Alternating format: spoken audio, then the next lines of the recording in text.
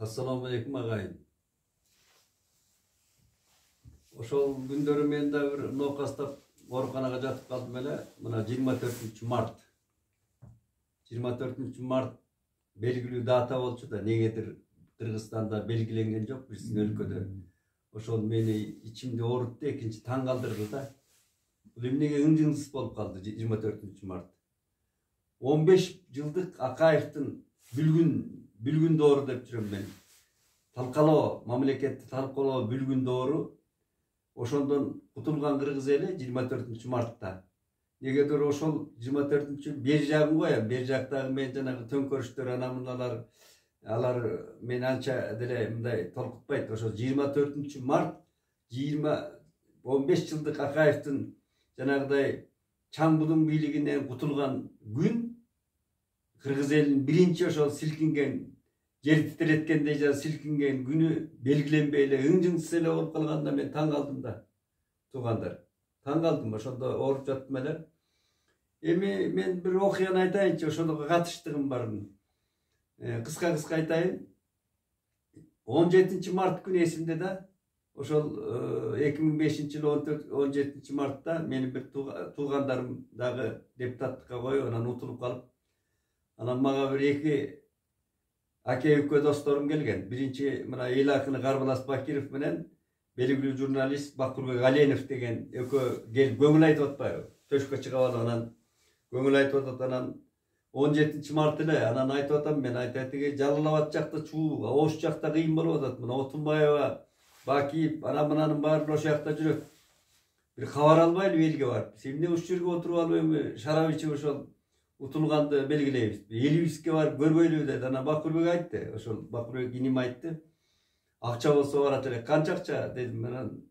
Эми канча акча болсо аз эле акча керек деди. Анан бирөөдөн мен ичине акчалуудан анча-мынча жетпей бере албай жүргөм. Айттым бир ушунча акча бар десем, ой дүйшөн аке ошо менен жетип кайра барып келебиз, эки барып келбейбиз деди. Анан жанагы баягы тамаша менен айткандай Маргунов, Витсин, Никулин деген баягы 3 кодулдай болуп анан Каралас досто орто калып алып анан такси менен дароо эле жөнөгөнбүз да ошол күнү. Ошондо бизде дагы бир жашыраак кездер экен. Баратып эле анан ушундан кетип баратабыз.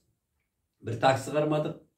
Анан анча-мынча кийимдерибизди алдык. Үйгө жайга деле айткан жокпуз кайда баратканыбызды. Жөн эле ээлиги эле ошол Ошту көрүп келели.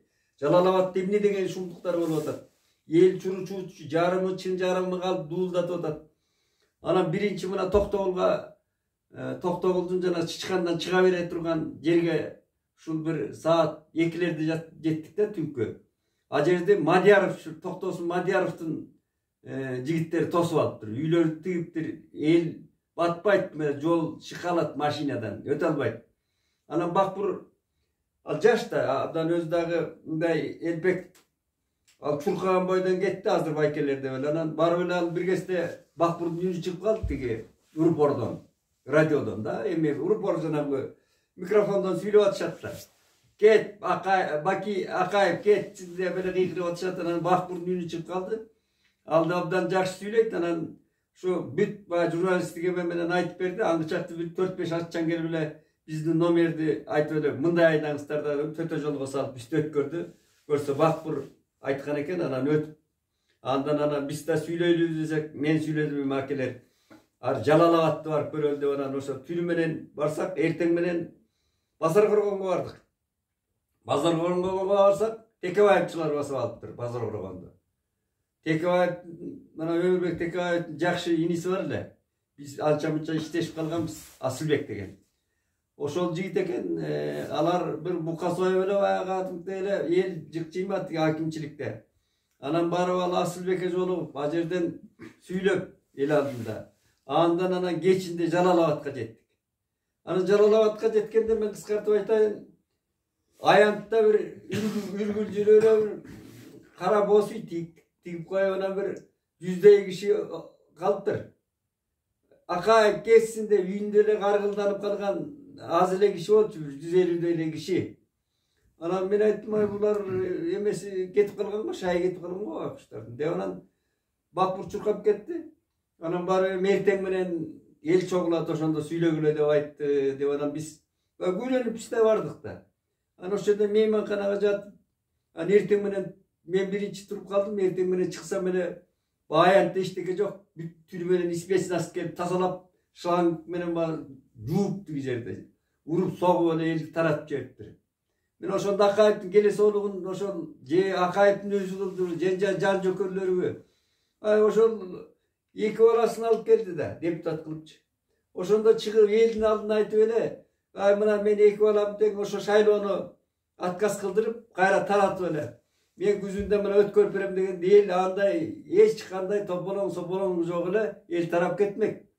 Анан ошо менен испесин асып кубалагандан анан эл кайрадан анан жаалданып анан эл кайрадан чогула баштады. Анан биз эми Ошко барып келели, маңгыча Ошко барып келели деп анан ал жерден де такси кармаган Ошко барсак, Оштун обул администрациясын мен алайкулук досторум басып алыпты, жанагы алайлыктар. Алайкулуктар жүрөт көбү. Жана Алишер Токсонбаев деген калемдешим бар. Жана букаларды алып келип эле тиги администрациянын короосуна байлап эле боркулдатып эле эт биширип эле баягы кыргыздар күйүлдөп эле ээлеп алыптыр. Анан ал жерден анан сүйлөгөнгө да орун киши ал жерден деле кезек бергидей эмес.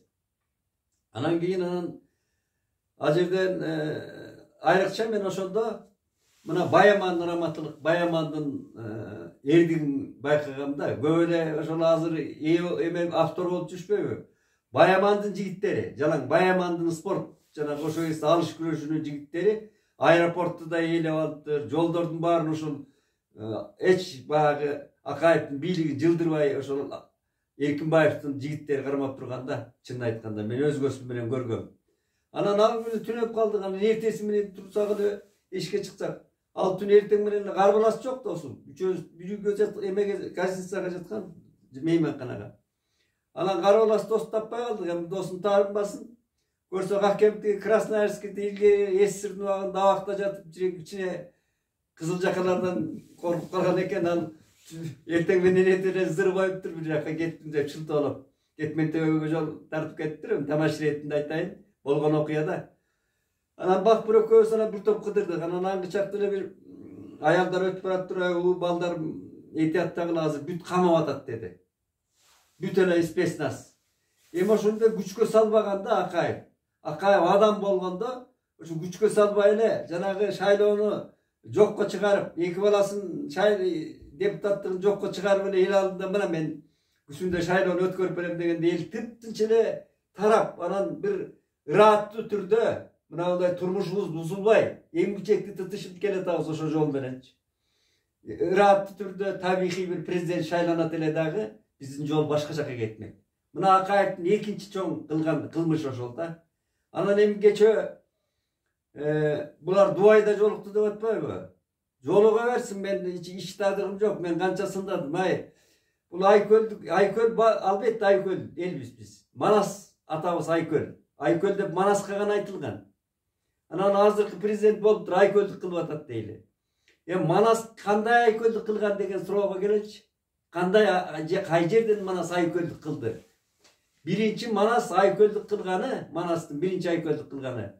Тетиги Каныкейди алып атканда, Каныкейди түн ичинде көрөм деп барып, коюнуна колун салып жиберип, тамашалап анан Каныкей канжар менен колун сайганда, анан эртең менен жаалдан аскер менен тиги букарды чабам дегенден Каныкей кыргыз нөкөрү менен чыгып, сөзгө жыгып атпайбы? Мына Айкөлдүк ошондо кечирим берип атат. Мына биринчи Айкөлдүгү Манастын, экинчи Айкөлдүгү Көкөтөйдүн ашы өзү жана курама журт кылып, кулалы таптап куш кылып алган Көкөтөйдү өзү Көкөтөй абасынын ашына чакырылбай атат. Кыргыздын кылганын карабайсың деп. Кыргыздын иттигин карабайсың, мен орой айтканда ошо кезде. Бок мурун чакырбай атпайбы? Ээлик бербей өзүмө Манасыңды чакырбайм деп атат Кошойго. Эми Кошойдон унчукпайт. Анан качан Нескара, Коңурбай тиги Каркырадан булардын казанын кагып, бүт тиги эмени талагандан кийин айласы кетип анан түнү менен Таласка жайма өкүл Жашайдарга жанагы маникерди мингисип жөнөтүп атат. Ошондо Манас Айкөлдүк кылып атат. Болбосо ошол ашка Манас болуп туруп чакырылбай кылып атканда жанагы башын кыя чабам дегенде анан Жашайдардын Ошондо Канекең айтып атпайбы, Бакай атаң айтып атат. Ай кой, ал билитке теңелбе, ал кыргыздын башына күн түшүп атат. Баралы. Кой деп тыйып, анан жалгыз сен де жалгыз, ал жалгыздын жанын кыйбачы деп Канекей ошо жашайдардын башынан алып калган. Аман алып калган. Мына айкөлдүк. Ошондо кечирим кылып, ошол эл журт үчүн анан баарын кечип туруп барып анан күн күркүрөгөндө каркарага түшүп туруп анан калмак манжу Кытайдын кынына киргизгенде. Бул ушундай. Андан кийин эр сайышка чыкканда жана Алман ким Коңурбай менен чыгып атпайбы? Анан Коңурбай дыргызда сайып, алгарасын олжолоп кетип атса, Коңурбай чаңгаралашып тура калып анан коңкулдап чуркап, Манас Баатыр айланайын, мен атымды таштай кет, сен де Баатыр, мен Баатыр деп, тияктан Алманбет чапкылап келатат. Бербе Манас. Атты бербе. Алгараны бере көрбө деп атат. Ошондон Манас ой кылып атпайбы? Бул да Баатыр элеме? Ушунун атын алып олжолоп эмне кылайын деп анан тигери чылбырын ыргытып атат да. Мына мындай айкөлдүк жасаган Манас. Анан айкөл десе эле биздиге айкөл кылганда мен таң калганым, мына 24 мартты атайын белгилебей койду деп ойлоп атам да. Ушул Дубайга барып эме жанагы качкын президенттер. Андай кылмыштуу президенттерди мына Түштүк Кореяда атканын атып, соттогонун соттоп жиберди. Мыйзам иштеген жерде. Мен атылып эле кетсин, кырылып эле кетсин деп айтпайм. Бирок мыйзам иштеш керек да, мыйзам. Дубайга барып шарап ичип, бири-бирин кечирди, анан бири-бирин далага таптады, мертең келет, бүрсүгүнү келет деп анан азыр мына Facebook'та, интернетте чуу болуп атат. Кантип келет? Кайсы бети менен келет эл журтуна? Элдин мынанча акыбалга алып келген акыркы президенти кечээкү мына Жээнбеков деле жүрөт бул жерде. Баары эле кылмышкер да. Атамбаев кылмышкер эмеспи? Канча карызды моюн кыйлып койду. Мына болгон проектилердин баарын байлап койду Кытайга. Алдына килем төшөп Батукаевди ошол заманда жөнөтүп атат. Кыргызды кордогон Батукаевди. Алар келсин айкөлдүк кылсын. Анан айкөл десе эле Манаска барып такалышат. Манастын айкөлдүгүн түшүнбөйт. Манас кандай айкөлдүк кылган? Эмне себептен айкөлдүк кылган? Ал эл үчүн айкөлдүк кылган. Ал кылмышкерлер үчүн айкөлдүк кылган эмес Манас. Кыргыз эл үчүн, ак калпак эл үчүн, жер үчүн айкөлдүк кылган. Ошону ажыратып түшүш керек жолдоштор, туугандар. Анан мен кече 24 март ушул белгиленбей калганда мен ичим сыйрылды. Ошол Бакбыр экөөбүз анан кайра тигинден келаттык. Ошондо 21-22 март болуп калды. Жолдун баарына шагыл төгүлгөн, бу жолдун баары тосулган, тиги түштүк менен түндүктүн ортосу бөлүнгөн. Акаев бийлиги бөлгөн. Тияктан келбесин деп. Анан келсек, ошол 24 күн эртең менен келдик да биз Ошко. Канча күндөн бери жүрүп Бишкекке келдик. Ошо элдин акыбалын мен өз көзүм менен көрдүм. Анан эми келсек, мына Назаралиевдин жана Ош базарынын аржагында Назаралиев деген наркологдун имаратынын алдында эл жык-жыйма толуп туруптур. Анан чарчатып калдык да, Бакбыр экөөбүз да чарчадык. Анан берки карабалас досум жок, анда эртерээк кеткен экен. Каяка кеткени белгисиз. Анан мен айттым, эми чарчадык, кебетебиз кетти. Бир мончого түшүп алып үйгө шөңгү баралы десем, Бакбыр айтты, байке мен кете берейин деп. Анан мен могу жерде бир мончо бар, жанагы Жыргал деген. Ошого барып түшүп атсам бир кезде эле кабар эл чурулдап калды, ак үй алынды деп. Мен ошонун баарын көрүп келип, өзүм мончодо жүрсөм, ак үйдү алып алышыптыр кыргыздар барып. 24-ндө баягы Акаев анан сыраңдап качып, Акаев эмне ошондо качпай эле эл алдына чыгып эле сүйлөсө, мына ошол тополоңдон, ошол жанагы кубаламайдан, ошол камамайдан, алдамайдан, мыйзамсыздыктан бүт кутула албай келатабыз биз. Мыйзам бар жерде гана демократия болот. Мыйзам бар жерде гана турмуш оңолот.